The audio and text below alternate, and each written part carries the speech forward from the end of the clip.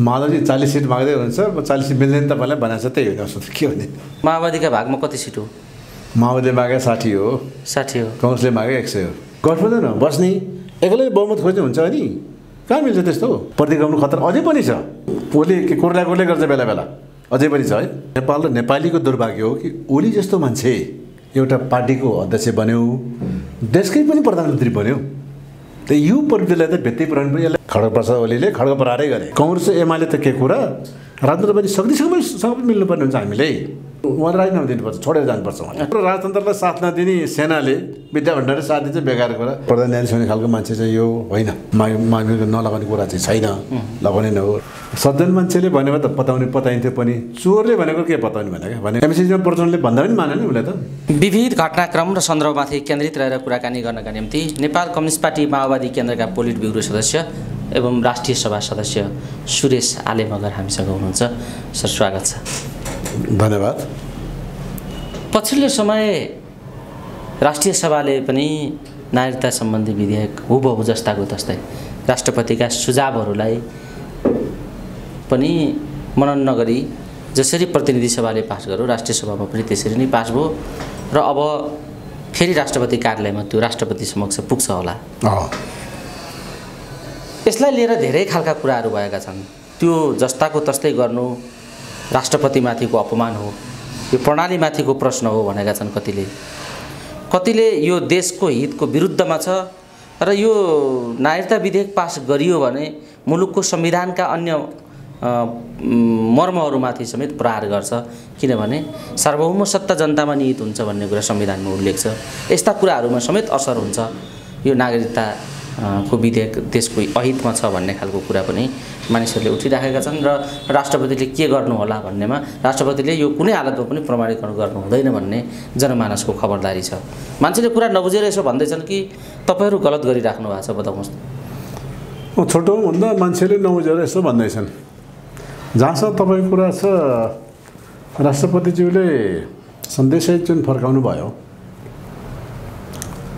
त्यो चाहिँ संवैधानिक कदम नै हो संविधान त्यस्तो व्यवस्था छ राष्ट्रपतिले फर्काउन सक्नुहुन्छ फर्काउनु भयो त्यो सन्देशहरू पनि छन् र हामीले पनि हुबहु नै पारित गऱ्यौँ प्रति सभाले जस्तै राष्ट्रिय सभाले पनि हुबहु नै पारित गर्यो तर उहाँको सन्देशलाई हामीले व्यवस्था गऱ्यौँ उपेक्षा गऱ्यौँ भने चाहिँ होइन उहाँको सन्देशलाई हामीले चाहिँ गम्भीर रूपमा लियौँ त्यसलाई स्वागत गऱ्यौँ त्यसलाई सकारात्मक ठान्यौँ त्यो सन्देशमा चाहिँ भएका कतिपय धारणाहरूलाई पनि हामीले चाहिँ उल्लेखनीय नै ठान्यौँ स्वागतै गऱ्यौँ जस्तो प्रादेशिक पहिचान हुनुपर्छ भन्ने कुरा त्यसै गरी महिलाहरूको लैङ्गिक एउटा स्वाभिमान प्रतिष्ठाको कुरा जस्तो आमाको नाममा नागरिकता लिँदाखेरि स्वघोषणा गर्नुपर्ने बुवाको बारेमा बच्चाको बुवाको बारेमा स्वघोषणा गर्नुपर्ने जुन एउटा प्रावधान छ त्यो बारेमा राष्ट्रपति पनि कन्सर्न रहेको छ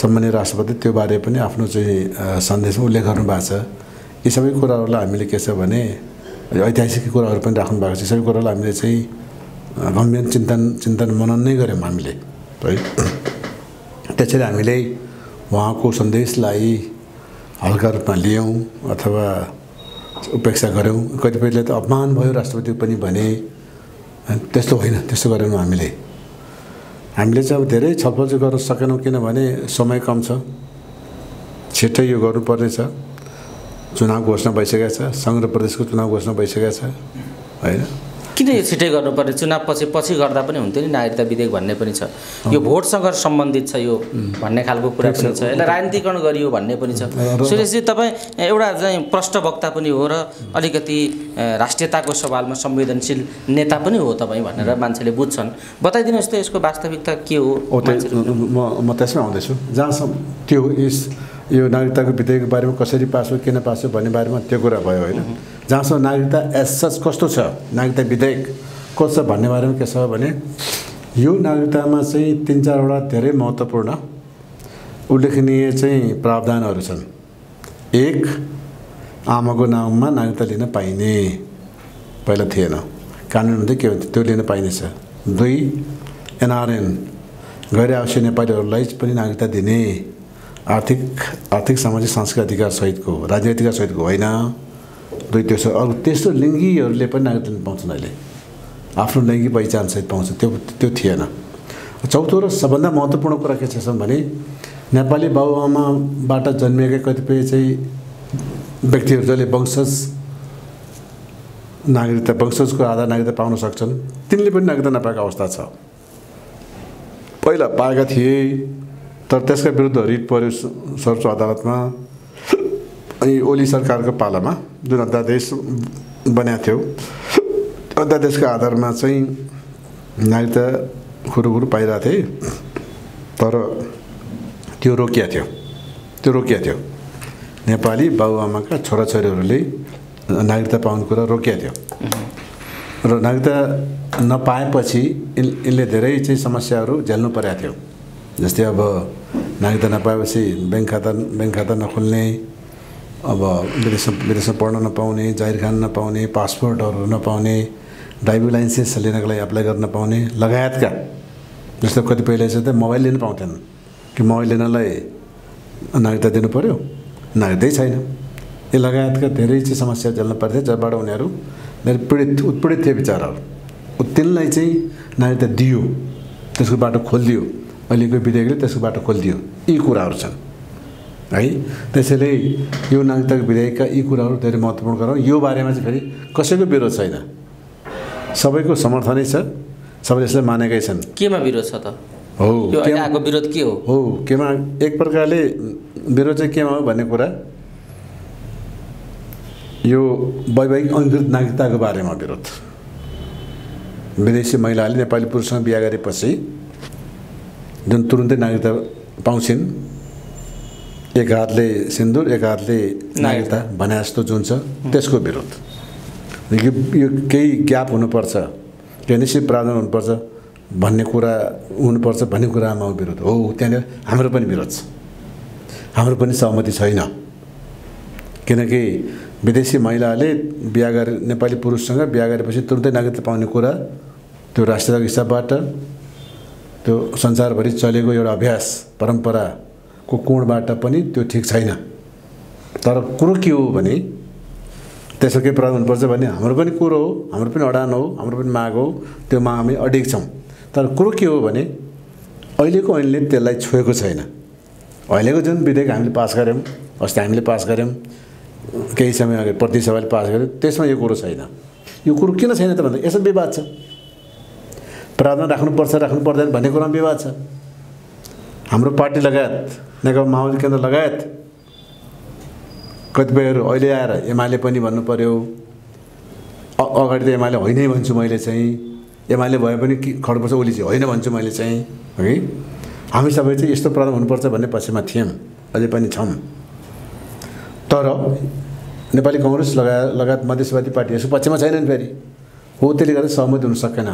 त्यो सहमति भएको छैन।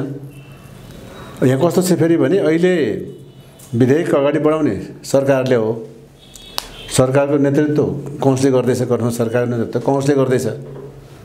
कांग्रेसले त यो विधेयक अगाडि बढाउँदैन, यस्तो प्रावधान भएको विधेयक त अगाडि बढाएन। हामीले पनि घोघ्राएर अगाडि बढा भन्न सकेनौँ। निश्चित रूपमा प्रतिनिधि सभाको राज्य व्यवस्था तथा सुशासन समितिमा यो प्रावधान आएको थियो र 22 महिना लगाएर छलफल भएपछि पारित भयो, तर सर्वसम्मत भएन। 7 वर्षको प्रावधान थियो तर सर्वसम्मत भएन। 7 वर्षे प्रावधानमा सर्वसम्मत भएन, तर पनि बहुमत आधारमा यो अगाडि बढ्यो। र यो खड्नुपर्छ ओलीको बदमासी भन्नुहोस्, बेइमानी भन्नुहोस्, दुई जिब्रेपन भन्नुहोस्। अब यहाँनिर जति बेला यो चाहिँ बहुमतका आधारमा बहुमतका साथ पारित भएको थियो, त्यति बेला सरकार नेतृत्व खड्नुपर्छ ओलीले गर्दै थिए, उनले अगाडि बढाए हुन्थ्यो नि। त्यति बेला नेकपाको झन्डै दुई तिहाई बहुमत थियो भनेपछि बहुमत पुगिहाल्थ्यो नि, अगाडि बढाएनन्। राज्य व्यवस्था तथा सुशासन समितिले 7 वर्ष प्रावधानसहित बढाएको विधेयक, पास गरेको विधेयक अगाडि बढाएनन् नि, बढाएनन्। संसद विघटन गरे होइन। अनि यो बारेमा अध्यादेशलाई त्यसमा पनि छैन, राखे हुन्थ्यो नि। 7 वर्ष प्रावधान राख्यो हुन्थ्यो नि, छैन। त्यो हटाएको त माओवादीले हो भन्छन् नि त। प्रचण्ड शेरबहादुरहरूले त्यो प्रावधानलाई हटाउने काम गरे। के खाएर हटाउने? प्रचण्डले हटाएर हट्थ्यो र त्यति बेला। ओली त्यस्तो जब्बर, त्यस्तो अहङ्कारी, त्यस्तो जिद्दी। त्यतिखेर त 7 वर्ष प्रावधान थियो नि त, अहिले किन हटाएको त? अहिले त्यही त म भन्दैछु त। अहिले आएर खड्का ओलीको नेतृत्व छैन सरकारमा, हाम्रो पनि नेतृत्व छैन। नेतृत्व कसको छ? नेपाली काङ्ग्रेसको छ। नेपाली काङ्ग्रेसले त्यति बेला के गर्थ्यो? मान्य थिएन। अनि कसरी हुन्छ त अनि फेरि? अहिले हामीले भन्यौँ, हाम्रो त्यो अडान कायमै छ। 7 वर्ष प्रावधानको विरुद्धमा मतदान गर्ने शक्ति नेपाली काङ्ग्रेसकै नेतृत्वमा सरकार छ। अनि कसरी ल्याउँछ उसले? त्यसमा जबरजस्ती गर्दा गठबन्धन टुट्छ। अनि यो त अकर्मण्य सरकार हो, यो प्रचण्डले बनाइदिएको सरकार हो भन्ने छ नि त। शेरबहादुरलाई देखाएर आफ्ना कमजोरीबाट माओवादीले उम्किन मिल्छ? होइन मिल्दैन। अब यस्तो छ, प्रचण्डले बनाएको भन्छन् के मान्छेहरू भाइ, यो त प्रचण्डको सरकार हो, यो देखिएको मात्रै शेरबहादुर हो, यो सबै हर्ताकर्ता प्रचण्ड हो, रिमोट कन्ट्रोल प्रचण्ड हो।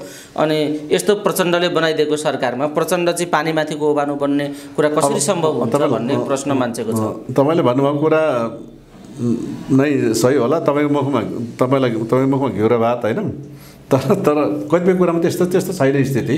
वास्तवमा चाहिँ प्रचण्डले बनाएको हो। शेरबहादुर त बन्दिनँ भन्दा बन्नुहोस् कि बन्नुहोस् भनेर भनेकै हो। म सक्दिनँ हुन्न भन्दा पनि बन्नुहोस् भनेको त्यो चाहिँ हो। तर कतिपय कुरामा त अडान लिन्छ नि त उसले। जस्तै एमसिसीमा प्रचण्डले भन्दा पनि माने नि उसले त। नमानेपछि यही व्याख्यामा टिप्पणीतिर जानु पर्यो। त्यस्तै यहाँ पनि हामीले अहिले 7 वर्ष हुनुपर्छ भने अडान लिएको भए शेरबहादुर मान्थेन, गठबन्धन चाहिँ टुट्ने अवस्था। त्यो भएको हुनाले हामीले जोर जबरजस्ती यतातिर गरेनौँ, एउटा कुरा। अर्को फेरि के छ भने अब संविधानमा त्यो कुरा त फेरि छँदैछ। फेरि वैवाहिक अङ्ग्रेजी नागरिकताको चाहिँ प्रावधान संविधानमा त छँदैछ। त्यो त 2009 सालदेखि नै, जति बेला नेपालमा सबभन्दा पहिले नागरिकता ऐन आयो त्यो बेला त तानाशाही के अरे राणा शासन थियो के अरे। त्यहाँ त नागरिकै थिएन, त्यहाँ त रैती थिए, प्रजा थिए होइन। त 9 सालमा 7 सालमा निरङ्कुश राणा शासन ढलेपछि जुन एउटा बहुदलीय व्यवस्था आयो त्यसले ल्यायो 2009 सालमा, विक्रमसम्म 2009 सालमा। त्यति बेलादेखि यो चाहिँ निर्वाध रूपमा चलिरहेको छ, पाइरहेछन् भनौँ न। वैवाहिक अङ्गीकृत नागरिकता त्यो पाइरहेछ। त्यसले संविधान त्यो चाहिँ रोकेको छैन। यो व्यक्तिले त्यहाँ सम्बोधन गरेको छैन। किन गरेको छैन त भन्दाखेरि मैले अघि भने त्यो कारणले गरिएको छैन। होइन, त्यो चाहिँ गर्नु पर्छ। तपाईँले यसो भन्दै गर्दा नि गठबन्धन टुटिहाल्छ। सही कुरा राष्ट्रको पक्षमा कुरा उठायो, देशभक्तिको कुरा उठायो भने गठबन्धन टुटिहाल्छ। काङ्ग्रेस मान्दैन। त्यसैले हामीले यो 7 वर्ष प्रावधानमा पनि लड्न सकिएन, यो कुरा मान्न बाध्य भयो, गठबन्धन टुटिहाल्छ भनेर राष्ट्रको अहित हुने कुरामा गठबन्धनलाई प्राथमिकता दिने कि राष्ट्रलाई प्राथमिकता दिने भन्ने प्रश्न तपाईँको अभिव्यक्तिले पनि आयो नि। होइन, राष्ट्रलाई प्राथमिकता दिने कुनै शङ्का नै छैन। किन व्यक्तिभन्दा पार्टीभन्दा देश नै माथि हुन्छ, राष्ट्रिय स्वाधीनता माथि हुन्छ, त्यसमा कुनै शङ्का नै छैन। त्यो त हामी भन्दैछौँ। तर यहाँ तपाईँले त्यो ढङ्गको भूमिका खेल्न सक्दैन। यस्तो छ, हाम्रो के हो भने सच्याउन हामीले सकेनौँ, यथास्थितिमा छोडेका छौँ। तर राष्ट्रघाती भएको छैन। किनभने राष्ट्रघात भएको भने 2009 सालदेखि नै राष्ट्रघात भइरहेछ यहाँ त। त्यसलाई हामीले सच्याउन सकेनौँ, त्यो हाम्रो कमजोरी हो, हामीले मान्छौँ त्यसलाई होइन। तर हामीले राष्ट्रघाती गरेर चाहिँ होइन। सच्याउने कुरामा हामीले सकेका छैनौँ, त्यसलाई कमजोरी मान्न सकिन्छ।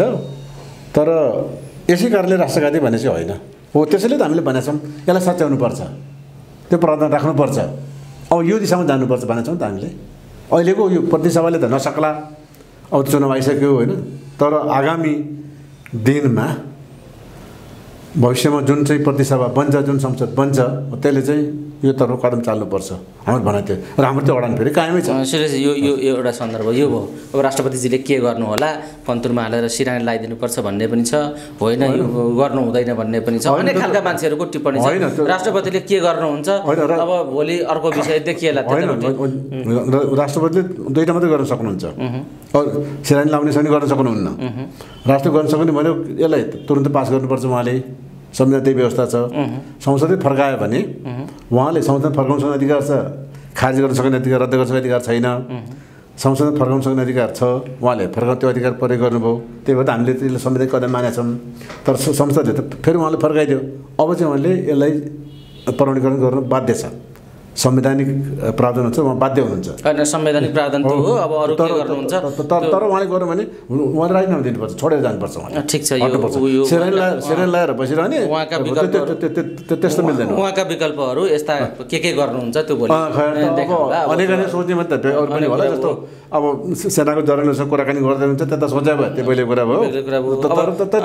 संवैधानिक कदमले नथामेर राजनीतिक संवैधानिक कदमले नथामेर राजनीतिक कदम लिनुभयो भने पनि त्यो अर्को कुरा भयो। त्यो त्यतापट्टि छलफलमा नजाउँ, उहाँले संवैधानिक कदम त्यत्रो राजतन्त्रलाई साथ नदिने सेनाले विद्या भण्डारी साथ दिन्छ, बेकार कुरा। हामी त्यता नजाने, त्यतापट्टिको बहस नगरौँ, नजाने गाउँको बाटो नसोधौँ, राष्ट्रपतिज्यूले के गर्नुहुन्छ त्यो हेरौँ। यतापट्टि चोलेन्द्रज्यूको बयानतिर फर्क्यौँ। चोलेन्द्र शमशेर जबराज्यूका बयानले नेपालका राजनीतिक दलहरूलाई कस्तो सन्देश दिइराखेको छ, तपाईँहरू जस्ता नेतालाई यो कस्तो लागिराखेको छ बताइदिनुहोस् न। अहिले यो महाभियोग सिफारिस समितिले गरेको जुन अध्ययन प्रश्न उत्तर छ, बयान लिइराखेको अवस्था छ, उहाँ जसरी प्रस्तुत हुनुभएको छ, यसलाई तपाईँले कसरी लिनुहुन्छ? मैले चाहिँ चोलेन्द्र शमशेरको अहिलेको बयानलाई अस्वाभाविक अप्राकृतिक रूपमा चाहिँ ल्याएको छैन, त्यो स्वाभाविक रूपमा ल्याएको छु। कसरी भन्दाखेरि चोलेन्द्रको जस्तो चरित्र हो, जस्तो उसको प्रवृत्ति हो नि, त्यही अनुसार बयान आयो क्या। यो मान्छे नै पहिले फटा मान्छे हो। यो किन बनाएको त प्रधान न्यायाधीश? माओवादीको पनि भूमिका हो, त्यही मिस्टेक भयो त नि। चित्रबहादुर केसीले त ठुलो रकम लिएर बनाइएको भन्नु पनि भयो सार्वजनिक रूपमा। कसले लिएका छन् सबैले लिएर बनाए भन्नुभयो उहाँले।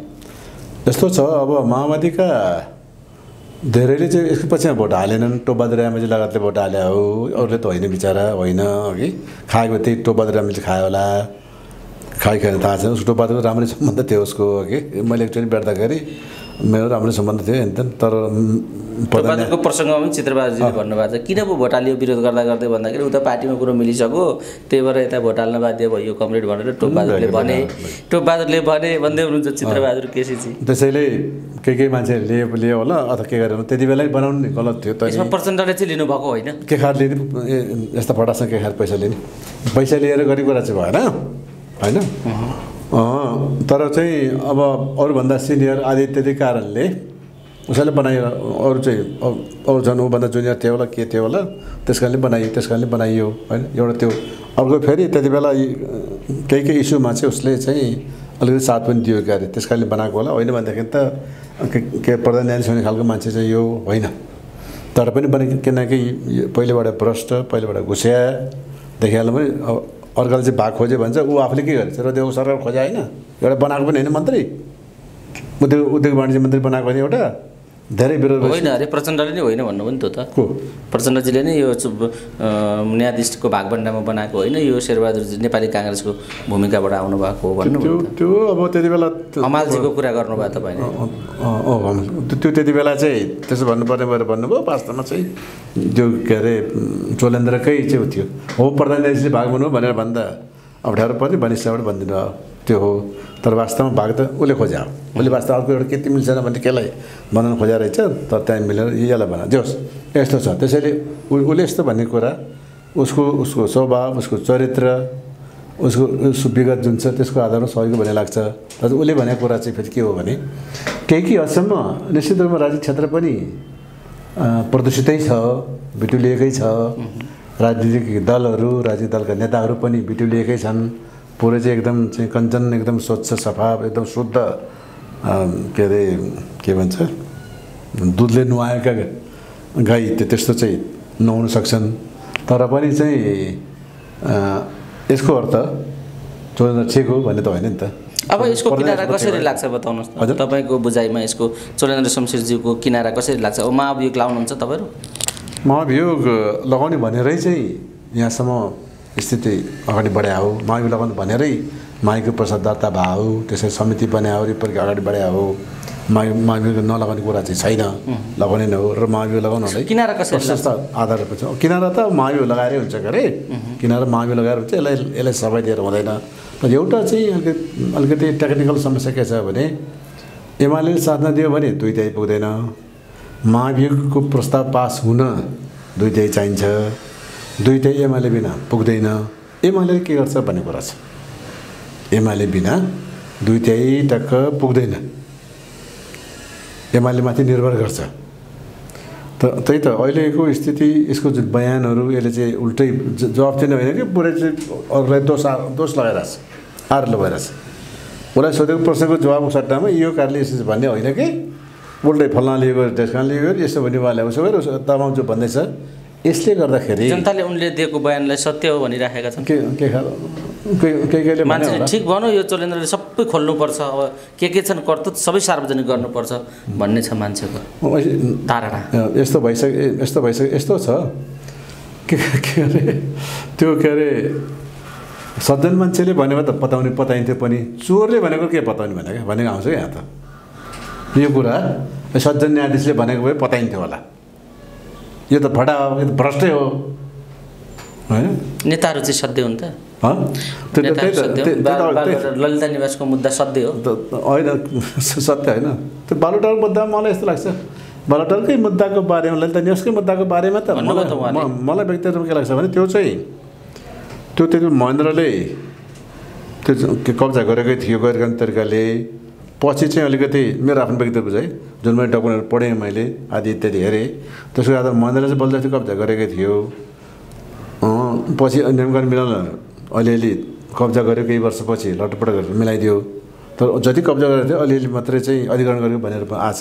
त्यसैले महेन्द्रले गरेको अन्यायलाई, पञ्चायत व्यवस्थाले गरेको अन्याय भनौँ न, गरेको अन्यायलाई, निर्दलीय व्यवस्थाले गरेको अन्यायलाई बहुदलीय व्यवस्थाले चाहिँ आएर न्याय दियो भन्ने रूपमा चाहिँ लिन्छु मैले चाहिँ। तर पनि त्यहाँ चाहिँ अब केही बदमासी अहिले यति साह्रो आइसकेपछि त्यहाँ बदमासी भएको थियो होला भनेर भएको रहेछ भन्ने रूपमा पनि जानुपर्ने भयो। र यसमा चाहिँ अहिले अघि मैले भने अब यदि चोलेन्द्र सही मान्छे हुन्थ्यो भने, इमान्दार मान्छे हुन्थ्यो भने, सही र इमान्दार भएको त मायो लाग्दै लाग्थेन नि होइन। यस्तो बदमास होइन, यस्तो दलीय स्वार्थहरूलाई साथ नदिएकाले गर्दा महाभियोग ल्याइयो भन्नु हो नि त। त्यो हुनसक्छ, त्यो हुनसक्छ। बरु त्यो त्यस्तो भ्रष्टले भनेको कुरा कति नै बताउला नि त। त्यसैले उसलाई चाहिँ अहिले एमाले, मैले त अस्ति फेसबुक स्ट्याटस पनि लेखेँ, चोलेन्द्रको अहिलेको बयान चाहिँ सुनेर एमाले पनि यसलाई त मायो लगानै परिरहेछ भन्ने निष्कर्षमा पुग्यो होला, त्यस्तो ठहर गर्छ होला भन्ने लेखाएको देखेर मैले। त्यसै उसले त सबैलाई मचिरहेछ। अन्त ओलीलाई चाहिँ के असल मान्छे के भन्यो भन्ने थियो, बाँकीहरूलाई त उसले सब चाहिँ ठिक छ। यो किनारा कसरी लाग्छ त? अब एमाले बिना महाभियोग लाग्ने अवस्था छैन। अब महाभियोग लागेन भने के हुन्छ? चोलेन्द्रको यो मुद्दा कसरी किनारा लाग्छ? महाभियोग लागेन भने त ऊ चाहिँ क्लिन हो, दोषी होइन भन्ने कुरा नै प्रमाणित हुन्छ होला। तर त्यतातिर जाँदैन होला। अब के गर्छ होला भने एमाले पनि त्यसलाई महाभियोग लगाउने कुरामा चाहिँ समर्थन जनाउँछ नै होला भन्ने लाग्छ मलाई। त्यसो भए त 2/3 पुगिहाल्छ, यसलाई महाभियोगलाई चाहिँ बर्खास्तै हुन्छ। यो एउटा सन्दर्भ, यो यहीँ रोकेर पछिल्लो समय तपाईँहरू नेपाली काङ्ग्रेससँग बलियो गठबन्धनमा हुनुहुन्छ। बलियो हो नि गठबन्धन होइन? बलियो नै छ। यो बलियो गठबन्धनमा हुनुहुन्छ तपाईँहरू। सिटका बाँडफाँडका कुरा मिलाएको छैन। अघि म अहिले 2-4 घन्टा अगाडि पछिको स्थितिसँग अपडेटेड भएको छैन। मैले यही बिचमा मिल्यो भने थाहा छैन मलाई, नभए चाहिँ मिलेको छैन। सिट बाँडफाँडको कुरा मिलेको छैन। यसमा माधवजीको साह्रै ठुलो असन्तुष्टि देखिन्छ।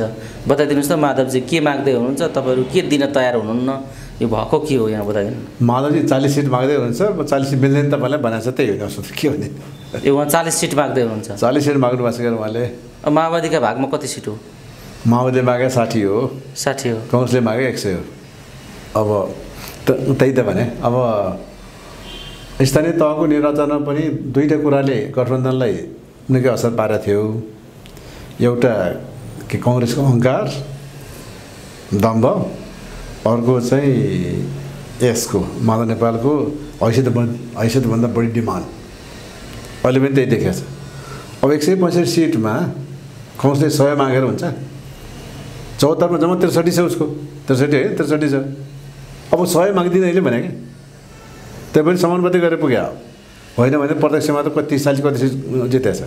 अहिले 100 माग्दिने नम्बर 1 काङ्ग्रेसले के त्यति बढी माग्दिने नम्बर 2 अब गठबन्धनमा बसेको छ, एक्लैले 100 माग्दिने बहुमत माग्दिने भने त्यस्तै हुन्छ। खै एक्लै लडेर 2 ल्यायो ओके, त मानिन्छ।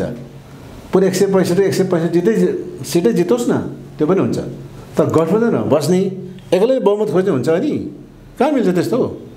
म त उति बेला पनि हिमालय टिभीको टेलिभिजनमा भने, हिमालय टिभीको इन्टरभ्यूमा भनेको थिएँ मैले, जति बेला काङ्ग्रेसले भर्खर निर्णय गरेको थियो, हाम्रो नेताहरूले बोलिसक्नु भएको थिएन, मलाई चाहिँ बोल्न लगाएर मैले त्यति बेला ड्याङ बोल्दै थिएँ, यो चाहिँ उसको चाहिँ के अरे लजिकल डिमान्ड होइन, 100 उसले चाहिँ जो माग गरिरहेछ नेपाली काङ्ग्रेसले त्यो चाहिँ लजिकल छैन, त्यो चाहिँ ऱ्यासनल छैन।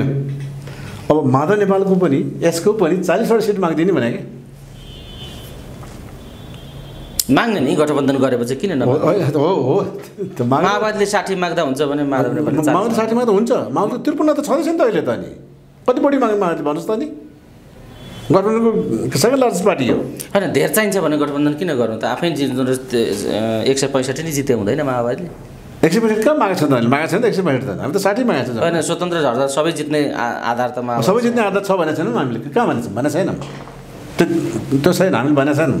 हामी एक्लै जित्छौँ, दुईटाइ ल्याइदिन्छौँ, पुरै 100% जित्छौँ, बहुमतले चाहिँ भनेर हामीले भनेको छैनौँ। हामी त गठबन्धनमा पनि अरूलाई नदिने काङ्ग्रेस र माओवादीलाई मात्रै धेरै धेरै चाहिने भन्ने खालको हो नि त माधवजी। होइन, अरू झन् बढी मागेको छ। त्यही त मैले भने माधव नेपालको अहिले कति हो? विश्वास कति हो अहिले माधव नेपालको? कति हो अरे? 20-22 कति छ होइन? 23 हो। अब 22-23 40वटा माग्ने हो नि एउटा त्यो होइन। ल ठिक छ, 10-15 अब 5-10 त बढी माग्न सक्नुहुन्छ, त्यो ठिकै छ। 40वटा माग्थ्यो नि। अब जनमोर्चा त 100% बढी माग्थ्यो नि जनमोर्चाले। जनमोर्चाले त 100% बढी माग्दा पनि त दुई त हुन्छ। दुई हुन्छ त हो, दुई भयो, तर 100% बढी भन्नुहोस् त। अनि एक थियो, दुई मागेपछि त भएन नि, त्यो पनि दिने कहाँ? होइन, ठुलासँग गठबन्धन गरेपछि कम्तीमा दुई त होस् न भन्ने। उसलाई यतातिर भाग पुऱ्याउनु परेन। अनि फेरि त्यसैले अड्केको कुरो गाँठो पारा यहीँनिर छ क्या, गाँठो पारा यहीँनिर छ। तर त्यो मिलाउलान्। अब जस्तो अब देवजीले पनि होइन हामी लचिलो बन्नु पऱ्यो भनेर भन्नुभएको कुरो आइरहेछ। हाम्रो पार्टी लचिलो बन्न तयार। हाम्रो प्रचण्ड कमरेड त लचकताको पराकाष्ठमै जानुहुन्छ, तपाईँलाई थाहा भएको कुरो भइहाल्यो होइन। त लचकताको पराकाष्ठ पुग्दिनुहुन्छ, हामी सबलाई छक्क पर्ने गरी एमालेसँग एकता गरिदिनु भयो उहाँले त। एमालेसँग गठबन्धन भएको थियो, मतलब एकतै ठोकिदिनु भयो त होइन। त्यो त हामीले कल्पनै गरेका थिएनौँ क्या। चमत्कार गर्नुहुन्छ हाम्रो प्रचण्ड कमरेड त त्यस्तो हुनुहुन्छ। त्यसले गर्दाखेरि अझै लचक देखाउन सक्नुहुन्छ भने देखाउनु पनि होला। मतलब यो गठबन्धनलाई इन्ट्याक्ट राख्नको लागि, गठबन्धनलाई चाहिँ कायम राख्नलाई त्यो उहाँले गर्न सक्नु, त्यो गर्नु पनि पर्छ। फेरि जिम्मेदारी अघि तपाईँले भनिहाल्नु, देवजीले प्रधानमन्त्री बनाएको उहाँले ऐसा तैसा बढी जिम्मेवारी त उहाँकैमा छ, बढी भएकोमा उहाँले खेल्नुपर्छ। त्यसले गर्दाखेरि उहाँले त यो गठबन्धनलाई ड्यामेज हुने गरी अडान लिनुहुन्न। पराकाष्ठ भने अलिकति असुल जस्तो पनि भयो, तर यथार्थमा उहाँले त्यस्तो कदमहरू चाल्नुहुन्छ, त्यो कति ठिक पनि हुन्छ। फेरि त्यो हो। अब देउवाजीले पनि काउन्सिलले पनि मनन गरेकै छ, आउला सबै साइजमा आउलान्, सबै लाइनमा आउलान् र एउटा चाहिँ एउटा के अरे सार्थक एउटा टुङ्गोमा यो पुग्ला। सुरेशजी, इतिहासको एउटा कालखण्डमा सुरेश आले भनेको चाहिँ सिद्धान्तनिष्ठ, व्यवहार कुशल, क्रान्तिकारी आदर्श बोक्न सक्ने नेतृत्व, उत्तराधिकारी नेतृत्व पनि बन्न सक्ने यस्तो खालको नेता हो सुरेश आले भन्ने प्रचार थियो उहिले जनयुद्ध गर्दा, तपाईँहरूले जनयुद्ध गर्दा जस्तो थियो। अहिले आएर भताङ भुतुङ पारेर जम्मै खोइल्याएर तपाईँहरूले लगेर शेरबहादुरज्यूलाई बुझाइदिनु भयो, विचार सिद्धान्त सबै यो संसदीय राजनीतिमा लगेर हाल्नुभयो होइन तपाईँहरूले? यसो सोच्दा निन्द्रा लाग्छ बेला बेला? एउटा कोणबाट सोध्दा त लाग्दैन, तर कुरो फेरि अरू कोणबाट सोच्नुपर्ने हुन्छ। बताउनु न, 2-3वटा कोणबाट यो सैद्धान्तिक विषयमा अलिकति कुरा गरौँ। बिल्कुल।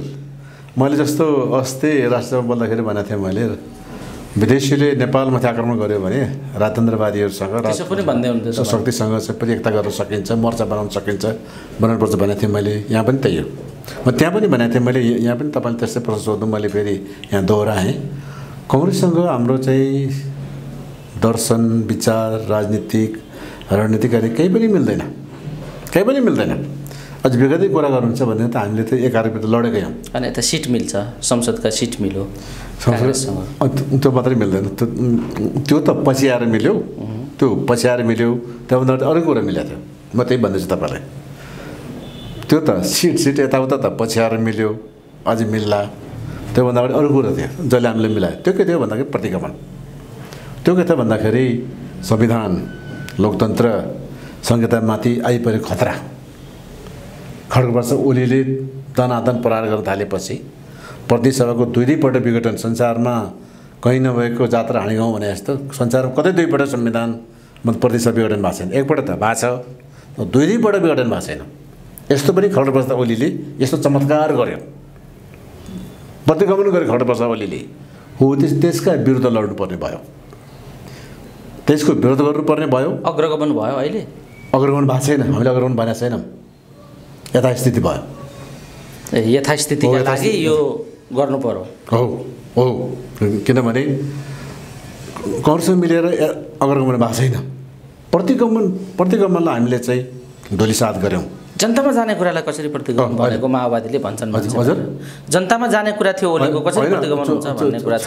चुनाव भन्ने कुरा जनतामा जाने कुरा ठिकै हो, सैनिक शासन लाउने कुरा थिएन नि त। विघटन गरेर जनतामा जाने संसारको अभ्यास हो भन्छन् मान्छेहरू। ठिक हो, त्यो कुरा ठिक हो, त्यो कुरा एक प्रकारले ठिक। अनि कसरी प्रतिगमन? जनतामा जाने कुरा प्रतिगमन त होइन। चुनाव त्यसो भने चुनावले जम्मै प्रतिगमन हुन्छ, प्रतिगमन त त्यस्तै होइन। तर हुँदैन खाँदाको प्रतिसभा किन विघटन गर्नु परेको थियो भन्नुहोस् त? अनि के भएको थियो र? नि स्वार्थ मिलेन। हो, स्वार्थ मिलेर प्रतिसभा विघटन गर्दैन। प्रचण्डजीले भाँजो हाल्नु होइन, बेकार प्रचण्डले कहाँ भाँजो हाल्नु भएको थियो? तपाईँ म उदाहरण दिँदै थिएँ, यो घर कुनै प्रकारले के अरे भत्काउनु पऱ्यो भने भत्काउँला, अर्को बनाउँला। तर बिना कारण त्यतिकै भत्काइदिएपछि त्यो प्रतिगमन भयो कि अग्रगमन भयो? ओली र प्रचण्डका स्वार्थ बाजे नि त। स्वार्थ बाजे होइन, स्वार्थ पनि बाजे होइन। म त्यसको प्रमाण म के दिन्छु भने जति बेला ओली प्रधानमन्त्री भयो, प्रचण्डले विरोध गरेको थियो, झलनाथले विरोध गरेको थियो, माधवले विरोध गरेको थियो। जति बेला उनी अध्यक्ष थिए कसले विरोध गरेको थियो भन्नुहोस् त? ओली प्रधानमन्त्री हुँदा पनि अध्यक्ष हुँदा पनि प्रचण्ड, माधव, झलनाथ कसैले विरोध गरेको थिएन। हामी जस्ता ऐरे गरे न त्यो खैरले त विरोध गरेकै थिएनौँ। हाम्रो विरोधले पनि लछारपाट के लाग्ने वाला थिएन। मुख्य तीन नेताले विरोध गरेकै थिएन। कहाँ विरोध गरेको थियो? ओलीले जुन भन्नुहुन्छ नि मलाई भाँजो हाले चल्ने त्यो बेकार अल स्टुपिड होइन। अध्यक्ष बन्दा प्रधान हुँदा एक विरोध गरेर मानेकै थियो त। अनि किन मानेको थिएन? कहाँ विरोध गरेको थियो? कसले विरोध गरेको थियो? निर्वाध रूपमा चाहिँ भएकै थिए हो। जब ओली पछि मनपरी गर्न थाल्यो, पर चाहिँ एक प्रकारको तानासही मचाउन थाल्यो, अरूलाई विभेद गर्न थाल्यो। उसको कुर्सी बेग्लै, अरू कुर्सी बेग्लै, सहमति तोड्यो उसले। ल कुर्सी सुर्सी मलाई त त्यो त सामान्य कुरा भएर त्यसलाई टुट्न मान्नु। तैपनि उसले देखायो त्यस विभेदकारी हरकत त होइन। फेरि दुईवटा अध्यक्षले आलो पालो अध्यक्ष गर्ने भन्ने कुरा भएर छ। एकरोटी गर्न थालेपछि त्यहाँबाट कुरो बिग्रियो क्या। होइन भन्दाखेरि त सुरुमा त प्रधानमन्त्री हुँदा पनि अध्यक्ष हुँदा पनि उहाँहरूले पनि मानेको हो नि त। भनेपछि प्रचण्डले चाहिँ के अरे होइन, बिचमा प्रचण्ड प्रधानमन्त्री खोज्न थाल्नुभयो नि त। पहिले सुरुमा 5 वर्षकै लागि ओली होइन, यस्तो हो, हामीसँगै त्यो भन्नुभयो होइन। यस्तो के अरे सुरुमा चाहिँ त दुईटाको बिचमा आलोपालो गर्ने भन्ने भएकै रहेछ होइन। तर पछि चाहिँ फेरि अब ओलीले निकै नै चाहिँ के अरे हरकत गर्न थालेपछि लो प्रधानमन्त्री तपाईँ खानुहोस्, पार्टी अध्यक्ष म गर्छु भन्नु भएको रहेछ। अनि त्यो कुरामा ओली सहमत पनि भएको रहेछ। ठिकै छ। जब उहाँले चाहिँ पार्टी अध्यक्ष हैसियतले कदम चाल्न थाल्यो, फेरि उसले चाहिँ बगडा गर्न थाल्यो नि त ओलीले। त्यहाँबाट समस्या पऱ्यो। र त्यो आलोपालो अध्यक्ष पनि के भएर छ होइन, हामीसँग पनि भन्नु प्रचण्ड गभर्मेन्टले आलोपालो अध्यक्ष गर्ने भन्ने कुरा भएको सहमति। ओलीले के भन्छ होइन प्रचण्डजी यो एउटा झन्झटिया पनि छ। म तपाईँभन्दा 2-4 भोट बढी फटाएको पनि छु, फटाएको पनि छ उसले। प्रचण्ड 11 साल हो, ऊ 4 साल हो होइन। 2-4 भोट बढी फटाएको छु, यो अध्यक्ष त मै गर्छु भन्दा पनि हुन्छ त भनिदिनुहोस्। अनि प्रचण्ड गर्नु फेरि फ्लेक्सिबलै हुनुहुन्छ, सजिलै मान्छे सहजै मान्छे हुन्छ है, हुन्छ त भनिदिनुपर्छ। ऊ त त्यतिमै रोकिएन ओली। बढ्दै गएर कहाँ पुग्नु थाल्यो, कहाँ हुन थाल्यो। हो त्यहाँबाट गडबड भएको हो। भाइ यसले त बर्बाद पार्न थाल्यो। यो कदमले, ओलीको यो प्रवृत्तिले, यो स्वभावले, यो हरकतले यो त संविधानलाई, लोकतन्त्रलाई, संहिताको पनि अन्टचन्ट पकाउन थालेपछि यो त भएन भनेर त्यसपछि अनि छलफल गर्नुभयो। यो स्थिति आएको। त्यसैले प्रचण्ड कमरेड, माधव कमरेड, झलनाथ कमरेडहरूले पनि बाधाहरू ल्याएको होइन यतातिर। जहाँसम्म चाहिँ प्रतिनिधि सभा विघटन गर्यो, जनतामा जाने जुन कुरा छ नि, पहिलो कुरा त प्रतिनिधि सभा विघटन गर्नु जरुरी थिएन। प्रतिनिधि सभाले के विरोध गरेको थियो, के बाधाहरू खडा गरेको थियो? हो पार्टीभित्र त प्रचण्डलाई पछिल्लो चरण स्वरमा त होइन, अघि मैले पटक भनिहालेँ। पछिल्लो चरण चाहिँ प्रचण्ड के अरे ओलीलाई बाधा अवरोध भयो, झन्डै बहुमतले पनि उसको विरुद्धमा उत्रिए, अप्ठ्यारो पारे, त्यो ठिक छ। तर प्रतिनिधि सभाले संसदले के अवरोध गरेको थियो? उसले बोल्दा हाँसेर ताली बजाएकै थिए, कसैले नारा जुस लगाएकै थिएन, अवरोध गरेकै थिएन, अवरोध गरेकै थिएन कसैले। यहाँसम्म कि कङ्ग्रेसले के भन्छ भने हामीले समेत, प्रतिपक्षले समेत होइन, त्यो सरकारको कार्यक्रम ल्याउँदाखेरि, नीति कार्यक्रम ल्याउँदाखेरि, बजेट पास गरेर हामीले समेत विरोध गरे होइन। त्यस्तो स्थिति त्यो संसदमा के अवरोध गरेर डमडम चाहिँ खड्ग प्रहार गर्ने, खड्ग बस अहिले किन खड्ग प्रहार गर्नु पऱ्यो भने क्या? अनि यस्तो पनि के अरे अग्रगामी कदम हुन्छ नि, केही नगरेको संसदलाई किन विघटन गर्नु पऱ्यो? अब उसले त्यो चुनावको किन गर्यो त भन्दाखेरि प्रतिनिधि सभाले विघटन गरेपछि त्यतिकै शून्य मात्र राख्नु भएन नि त। कि त पुरा तानाशाही मचाउनु पऱ्यो, सत्ता पुरा आफ्नो हातमा लिएर अगाडि बढ्नु पऱ्यो।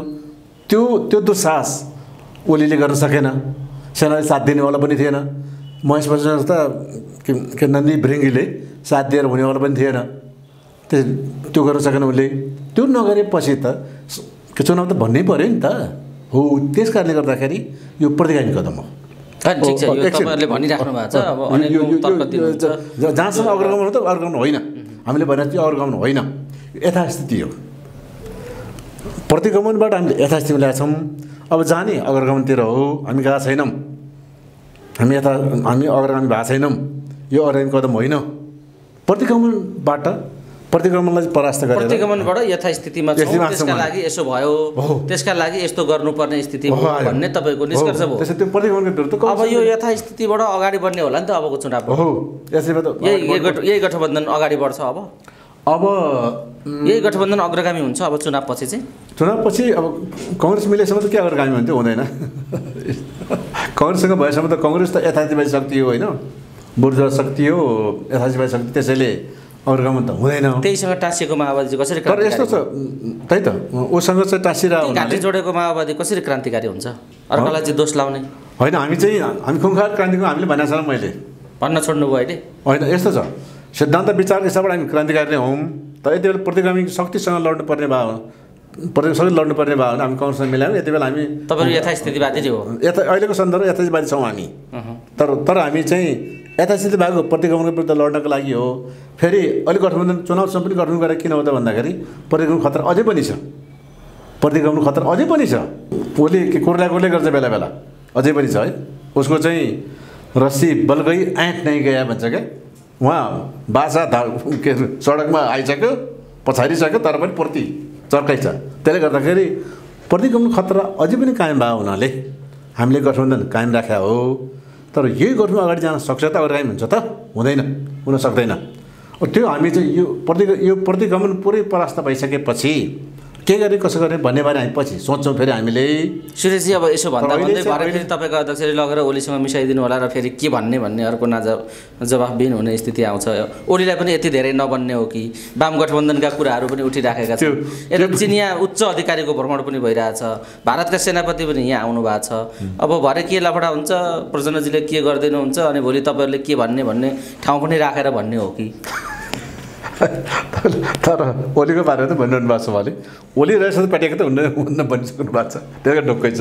त्यसो गर्दा यो चाहिँ ढुक्का हो, ओलीसँग चाहिँ हुँदैन। ओली रहेसम्म, ओलीप्रति रहेसम्म पार्टी एकता हुँदैन भन्नुभएको छ। अरू त ठिकै छन् भन्नुभएको छ, तर यहाँनिर जो मैले भने त्यो भन्दा हुन्छ भन्ने लाग्छ मलाई। ठिकै छ, यसलाई पहिले मैले फेरि सच्याउनु पर्ने, के अरे दर्ता लिनुपर्ने हुँदैन होला भन्ने तपाईँलाई लागिरहेछ।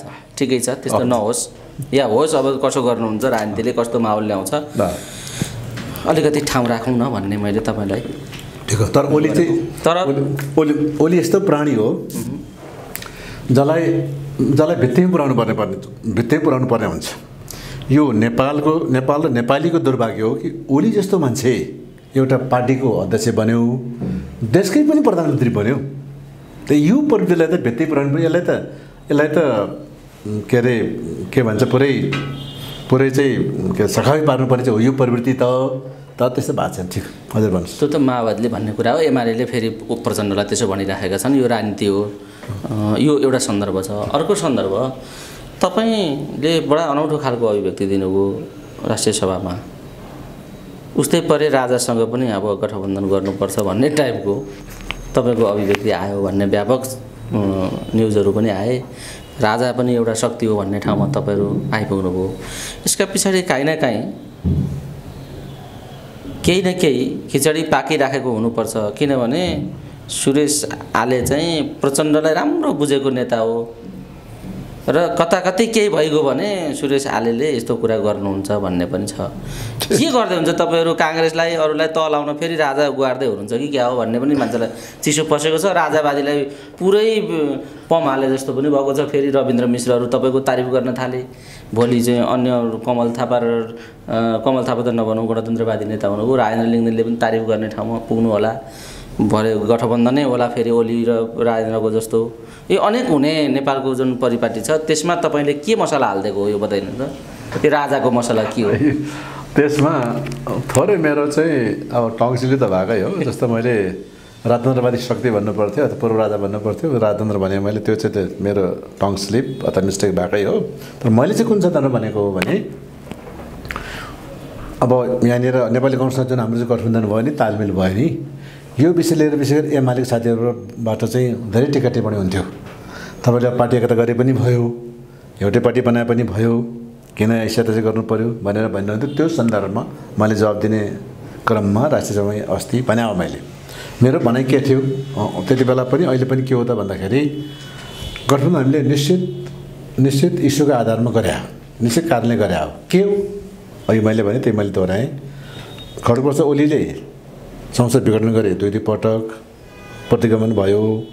उनले संविधानमाथि त वज्र खुँडा प्रहार गरि नै हाले। खड्गप्रसाद ओलीले खड्ग प्रहार गरि नै हाले। खड्गप्रसाद ओलीले खड्ग प्रहारै गरे होइन। अनि त्यसमाथि संहिता लोकतन्त्रमाथि पनि प्रहार गरे उनले। त्यसका विरुद्ध लड्नुपर्ने भयो हो। त्यसैले काङ्ग्रेससँग हाम्रो तालमेल भयो भनौँ, गठबन्धन भयो भने भयो, संयुक्त मोर्चा भयो भने पार्टी एकता होइन है, त्यो भयो। त्यस कारणले चाहिँ त्यो भएको। अब जब मैले ब्रोडर एउटा चाहिँ कन्टेक्स्ट लिएर भनेको थिएँ मैले, अहिले चाहिँ प्रतिगमनको विरुद्ध हामीले काङ्ग्रेससँग चाहिँ हामीले तालमेल गऱ्यौँ। किनभने काङ्ग्रेससँग त हाम्रो केही पनि मिल्दैन नि त। अहिले मैले भने पोलिटिकल फिलोसफी मिल्दैन, दर्शन मिल्दैन, हाम्रो के अरे रणनीतिक कार्यनीति केही पनि मिल्दैन, राजनीति केही पनि मिल्दैन। तर पनि गठबन्धन किन गऱ्यौँ त? त्यो कारणले गऱ्यौँ हो। यस्तै देशमाथि आक्रमण भयो भने, हाम्रो नेपालमाथि विदेशी आक्रमण भयो भने, कुनै पनि देश आक्रमण गऱ्यो भने हाम्रो देशमाथि, त्यति बेला हामीले त्यस्तो सल्युसन मिल्नुपर्ने हुन्छ। काङ्ग्रेस एमाले त के कुरा, राजतन्त्रवादी शक्तिसँग पनि मिल्नुपर्ने हुन्छ हामीले। किनभने यो देशमा त राजतन्त्रवादी पनि छन्, पूर्व राजा पनि छन्, यसो मिल्नुपर्ने हुन्छ।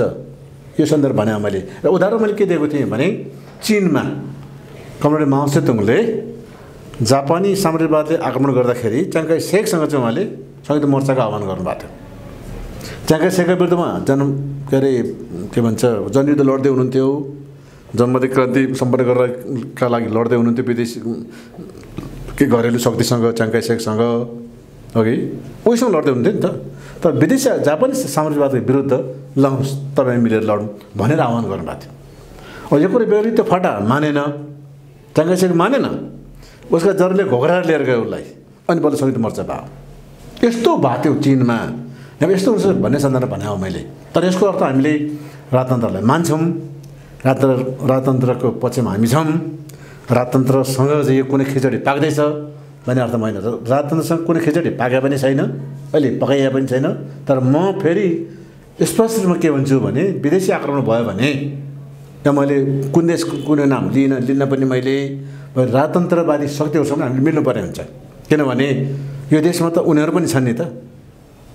यस अर्थमा भने मैले यसमा एकदम स्पष्ट छु, खिचडी पाके पनि छैन, पकाइए पनि छैन, यो के होइन, त्यो पाक्ने कुरा पनि होइन, पाक्ने कुरा पनि होइन। यो ठिकै छ। हामी कुराकानीको अन्तिम चरणमा छौँ। जाँदै जाँदै हजुर जुन खालको राजनीतिक परिदृश्य घटनाक्रम तयार भएको छ, गठबन्धन, सत्ता गठबन्धन, प्रतिपक्षको अर्को काउन्टर गठबन्धन, यस्ता अनेकौँ श्रृङ्खलाहरूबाट नेपालको राजनीति गुज्रेको छ। र एउटा वामपन्थी शक्ति प्रतिगमनकारी र कम्युनिस्टहरूले भन्ने दक्षिणपन्थी र यथास्थितिवादी चाहिँ गणतन्त्रको रक्षा कवच, अग्रगमनकारी नभने पनि यथास्थितिवादी कम्तीमा भएको चिज जोगाइराख्ने अवस्थामा पुगेको भन्ने जुन खालको निष्कर्षमा माओवादी पार्टी पुगेको छ र यो खालको राजनीति भइराखेको छ। यस्तो बिचमा मान्छेहरूलाई वितृष्णा भएको छ यो राजनीतिले, यो खालको राजनीतिले। त्यो वितृष्णाले स्वतन्त्र पैदा गरेको छ। बालेन्चाको लौरो, हर्क साम्पाङको ढुङ्गो खानुपर्ने ठाउँमा राजनीतिक दलहरू आइपुगेको देखिन्छ। त यस्तो अवस्थामा चुनावको सामना कसरी हुन्छ, स्वतन्त्रहरूको चुनौतीलाई कसरी लिनुभएको छ र अबको नेपालको राजनीति कतातिर जान्छ होला? तपाईँ त चिन्तन मनन गरिराख्ने नेता हो, बताइदिनुहोस् त। यो जुन केही स्वतन्त्र उम्मेदवारहरूले जिते, काठमाडौँ महानगरपालिकामा बालेन्द्र शाह, धरान उपमहानगरपालिकामा हर्क साम्पाङ राई, यिनीहरूले जितेको चाहिँ यिनीहरू योग्य, धुरन्धर, बडो भिजनरी नेता हुन् भन्ने हिसाबबाट चाहिँ होइन। होइन, यो एउटा सामान्य एउटा प्रतिक्रिया हो, तथापि प्रतिक्रिया त गम्भीर हो नि। देशको राजधानीको मुटुमा यो किन आयो त भन्दाखेरि राजनीतिक दलहरू, हाम्रो पार्टी लगायतको राजनीतिक दलहरूले चाहिँ एउटा जनतामा जुन एउटा नैराश्य पैदा गर्यो, नैराश्य वितृष्णा पैदा गरे, त्यसको चाहिँ रियाक्सन रूपमा यस्तो आएको। सायद नो भोट होइन भन्ने व्यवस्था भएको भए नो भोट हाल्थ्यो होला जनताले, तर त्यो व्यवस्था त छैन। नो भोटको भन्ने व्यवस्था छैन कि कङ्ग्रेस हाल्नु पऱ्यो, कि एमाले हाल्नु पऱ्यो, माओवादी हाल्नु पऱ्यो, फल्ना हाल्नु पऱ्यो, डेस्कल हाल्नु पऱ्यो, चुनाव हाल्नु पऱ्यो, कसैले भोट हालिदिनु भन्ने व्यवस्था छैन नि त अहिले त। हो त्यसै त्यो नभएपछि अब त्यस्तो कसैले नहाल्न चाहनेले त भोटै हालेको छैनन्। अघि देखिहाल्यो कति पर्सेन्ट भोट खस्यो स्थानीय तहमा, 70%भन्दा बढी खस्यो, 30% त भोटै हालेनन् होइन। त्यस्तै हालेन, कोही चाहिँ नभएर नहाल्यो भने, तर धेरै चाहिँ भोट हाल्न मन नलागेर नहाल्नेहरू छन्। त्यस्तो त्यही भएले तर जसले चाहिँ यो भोटिङ राइट मेरो प्रयोग गर्छु भन्छन् भने त्यसो त भोट हाल्ने नै भए। कसलाई भोट हाल्ने त भन्दाखेरि पार्टीलाई भोट हालौँ मन परेको छैन, उनको चुनाव चाहिँ भोट हालौँ मन लागेको छैन, अनि यस स्वतन्त्रले भोट हालिदिनु, यसरी आएको हुन् यिनीहरू। यो चाहिँ यस्तो पञ्चायत व्यवस्था पनि भएको थियो। नानीमणि दाहालले जितेकी थिइन्। यद्यपि म नानीमणि दाहाल र बालेन्द्र शाह र हर्क साम्पाङ राईको तुलना व्यक्ति हिसाबले नानीमणि दाहालसँग गर्ने पक्षमा चाहिँ छैन, त्यो ठिक पनि होइन। बालेन्द्र शाह भिजनरी छन् होइन, हर्क साम्पाङ राई पनि छन्, नानीमणि शाह चाहिँ होइन। तर म यहाँ केमा जोड्छु भन्दा नानीमणि दाहाल निरङ्कुश तमासी पञ्चायत व्यवस्थाको एउटा वितृष्णा, त्यसपछि आक्रोश र घृणा पनि भनौँ यसलाई, को एउटा प्रतीकको रूपमा चाहिँ आइन र जनताले त्यसलाई भोट दिएर जिताएको, त्यस्तै प्रकार अहिले भएको यो पञ्चायतलाई गिज्जाइदिएको है, पञ्चायत एकपल्ट अपमानै गरेको जसै हो। अहिले त्यस्तै भयो नि त। अपमान गरेको त मैले बालेन्द्र शाहको जितलाई, हर्क साम्पाङको जितलाई अपमान गरेको त म भन्दिनँ, तर म के चाहिँ पक्कै भन्छु भने राजनीतिक पार्टीहरूप्रतिको वितृष्णा, नैराश्यताको चाहिँ एउटा रियाक्सन प्रतिक्रिया चाहिँ हो यो। यदि राजनीतिक दलहरूले यस्तै गरिरह्यो भने चाहिँ यो अगाडि बढ्दै जान्छ।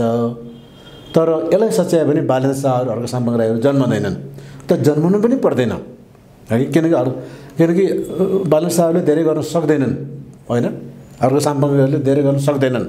अहिले तिनीहरू व्यक्ति हुन्, तिनीहरू त यिनका पछाडि ठुलो शक्ति छैन। ठुलो शक्ति आयो भने नि त आउने निर्वाचनमा फेरि यस्तै भइदियो भने त्यो त यस्तो छ, ठुलो शक्ति आउन सक्छ। यी अहिलेका पार्टीहरू विघटन होलान्, शून्यमा जालान्, बिलाउन नआउन, त्यो त सम्भावना छँदैछ। जसरी आप आइरहेको छ, इन्डियामा आयो आप होइन, आम आदमी पार्टी, त्यस्तो त हुनसक्ला, त्यो सम्भावना त सधैँ रह्यो। त तत्काललाई चाहिँ म बालेन्द्र शाहहरू जस्ता ठुलो शक्तिमा चाहिँ पैदा हुने सम्भावना म चाहिँ देख्दिनँ। तर के हो भने बालेन्द्र शाह, हर्क साम्पाङ राईहरूबाट यो प्रकरणबाट राजनीतिक दलहरूले शिक्षा चाहिँ लिनुपर्ने हुन्छ, पाठ चाहिँ सिक्नुपर्ने हुन्छ। किन जन्मे त, किन बालेन्द्र शाहहरू जस्ता जित्छ? मैले त त्यति बेला भनेको थिएँ बालेन्द्र शाहले जित्दैन भनेको थिएँ, एउटा टिभीको इन्टरभ्यूमा मैले भनेको थिएँ जित्दैन भनेको थिएँ। तर मेरो भविष्यवाणी त नभनौँ, म ज्योतिष होइन, मेरो विश्लेषण अरू सबै विश्लेषण चाहिँ बेलुका जितेर आयो है। तर यस्तो प्रक्रियाहरू चाहिँ के गरे लाई नदोहोऱ्याउने हो भने, यस्ता प्रकरणहरूलाई प्रक्रिया भन्दाखेरि प्रकरणहरूलाई घटनाहरू नदोहोऱ्याउने भने राजनीतिक पार्टीहरूले पाठ सिक्नु पर्ने हुन्छ। वास्तव राजनीतिक पार्टीहरूले नै चाहिँ गर्नुपर्ने चाहिँ हुन्छ, व्यक्तिले सम्भव छैन त्यो। अब देखिहाल्नु भयो नि, बालेन्द्र शाह त यतिका महिना भएपछि बिचरा फोहोर उठाउनै सकेन, कति एक्लै कसरी सक्छ? कहाँ गएर जोडेछ सारा कुरा। यहाँ त सिस्टमको कुरा छ, दलका कुराहरू छन्, त्यसै गरी संविधानका कुराहरू हुन्छन्। सारा कुरा जोड्यो भने बालेन्द्र शाहले फुट तार चाहिँ सक्छ। चुनाव भयो, जनताले भोट हालिदियो, एउटा पार्टीले हालिदियो, जिताइदियो। ठिकै छ। अब काम गर्न सक्ने गरी बा जिताइदिन्छन् कि जनताले भन्ने खतरा चाहिँ छँदैछ होइन। हामी कुराकानीको अन्तिम चरणमा छौँ। जाँदा जाँदै बताइदिनुहोस् एउटा कुरा जाँदा जाँदै अब यो चुनावी माहौलमा तपाईँको जुन खालको राजनीतिक वातावरण बनेको छ, गठबन्धन अन्य दलहरूको प्रतिपक्षीको अर्को गठबन्धन जुन खालको समीकरण छ, यस्तो बेला गठबन्धनभित्र पनि सिटको झगडा छ, यता पनि के समीकरण बन्छ भन्ने कुराको पनि अन्यल छ। तपाईँहरू कहाँबाट उठ्दै हुनुहुन्छ, तपाईँ कहाँबाट उठ्दै हुनुहुन्छ, तपाईँको नेता प्रचण्डजीहरू कता कता उठ्दै हुनुहुन्छ, तपाईँहरूको टुङ्गो किन लागिराखेको छैन, किन चाहिँ अलिकति यसमा गन्जागोल जस्तो भइराखेको छ, यता सिट बाँडफाँड पनि मिल्दैन, काङ्ग्रेसले तलैदेखि आफ्ना उम्मेदवारहरू सिफारिस गर्न थालिसकेको स्थिति छ, यता माओवादीको पनि सायद त्यस्तो हुँदैछ भइराखेको छ। अब यो सिट बाँडफाँडको टुङ्गो लागेको छैन, सबै पार्टीले सबैतिरबाट सिफारिस ल्याउने काम भइसकेपछि त सबै क्षेत्रमा सबै पार्टीका उम्मेदवार पुग्ने सिफारिस हुने स्थिति पनि छ। त यस्तो बेला अब तपाईँहरूको नेतृत्व कसरी निर्वाचनमा जाँदैछ, तपाईँ कहाँबाट लड्दै हुनुहुन्छ बताउनुहोस्। अब के अरे सिटको टुङ्गो लागेपछि त फेरि यसले एउटा निश्चित आकार लिँदै जाला के अरे। अहिले चाहिँ सिफारिस गर्ने काम चाहिँ माओवादी पार्टीभित्र पनि भइरहेको छ। शीर्ष नेताहरूको चाहिँ भएको छैन, अध्यक्ष कमल लगायत अझै तल्लो नेताहरूको चाहिँ अरूको चाहिँ भएको छैन। तर तल्लो तहबाट सिफारिस गर्ने क्रम चाहिँ चल्दै नै छ र 20 गतेभित्र सिफारिस गर्ने व्यक्तिको नाम चाहिँ पठाउनु भनेर पार्टीबाट चाहिँ सर्कुलर अथवा निर्देशन त्यस्तो भएको छ। त्यसैले त्यो भइरहेछ, त्यो होला। अझै गठबन्धनले सिट टुङ्ग्याएपछि अझै ठोस रूपमा मूर्तिमत रूपमा चाहिँ होला। जहाँसम्म मेरो आफ्नो कुरा चाहिँ म चाहिँ उठ्दिनँ। म 6 वर्ष मेरो काण्ड पुगिसक्यो। तपाईँको पुगिसक्यो, अझै 3-4 वर्ष समय छ। मैले तपाईँ प्रतिनिधि सभा भन्ने सम्झिरहेको छु मैले अहिले। तपाईँ राष्ट्रिय सभामा हुनुहुन्छ, तपाईँको अरू 3-4 वर्ष छ। म त राजीनामा दिएर उठेँ त हुन्छ। त्यसरी अब वामदेवजीहरू उठ्दै हुनुहुन्छ, जस्तो वामदेव उठ्दै हुनुहुन्छ, नारायण गाजीजी उठ्दै हुनुहुन्छ अनि एमाले खिमलाल भट्टराई पनि उठ्ने अरे। तर म त्यसो गर्नेवाला छैन। अब यो हैरान नगर्ने 3-4 वर्ष त्यहीँ बस्ने बस्ने। किनभने अब चुनाव करोड रुपियाँ लाग्छ। 64 सालमा मैले 13 लाखमा चुनाव फत्ते गरेँ सम्पन्न। 64 लाखमा तपाईँको 13 लाख खर्च भयो, पैसा कहाँबाट ल्याउनु भयो? साथीभाइले चन्दा दिए। 16 लाख चन्दा उठाएको थियो, 16 लाख चन्दा उठाएको थियो। 13 लाखमा काम भयो। 13 लाखमा काम भयो, 3 लाख मैले पार्टीलाई बुझाइदिएँ। त्यस्तो इमान्दार माओवादी हामी त्यति बेला। अहिले त म नि अलि बेइमान भइसकेँ कि भन्ने सोच्नुपर्ने भएको छ मैले। त्यस्तो थियो उब्रेको फिर्ता दिने चलन चाहिँ अहिले हराउँदै गयो। त्यसैले त्यति बेला त्यसैलेसँग चुनाव जितिएको। अब त 13 लाखले कहाँ पुग्नु र। त्यसै म चाहिँ चुनाव लड्ने पक्षमा चाहिँ छैन। मलाई चाहिँ पुग्यो। अरू पैसा भएका साथीहरू लड्नुहुन्छ, पैसा धेरै पैसा भएका साथीहरूले लड्ने हो चुनाव। अहिले त्यस्तो स्थिति आयो। अहिले त के आयो भने धेरै पैसाकोले लड्ने स्थिति आयो, त्यही पैसा नभएकोले मन नगर्ने आँट नगर्ने स्थिति आयो। त्यस्तो यो चुनाव प्रणाली त्यस्तो। त्यसैले यो चुनाव प्रणाली पनि बदल्नु पर्ने भयो र पूर्ण समानुपातिक प्रणालीले जानुपर्ने भयो। हस् सुरेश आलेज्यू, अमूल्य समय दिनुभयो। यो राष्ट्रिय सभामा तपाईँको भूमिका अरू थप सशक्त बनोस्। 4 वर्ष जनताका सेवा गरेर आवाज दिने ठाउँमा 6 वर्ष तपाईँको कार्यकाल राम्रो होस्, पार्टी पनि मजबुत बनाउनुहोस्, जनताले गाली नगरून्, जनताले चाहिँ वास्तवमा पार्टी भनेको चाहिँ हाम्रो यो हो भन्ने खालको स्थिति बनाउनुहोस्। त्यसका निम्ति तपाईँहरूको खबरदारी, हिजोको त्याग, बलिदान र अब आउने दूरदृष्टि, भूमिका, यी सबै कुरा तपाईँहरूको मिल्न पुगोस्। यो समय दिनुभयो, यो महत्त्वपूर्ण समय र संवादका लागि यहाँलाई धेरै धेरै धन्यवाद छ। हुन्छ, मलाई पनि अघि जुन सुझावहरू दिनु त्यसको लागि धन्यवाद र आफ्नो विचार राख्ने जुन मौका दिनुभयो त्यसको लागि पनि धन्यवाद।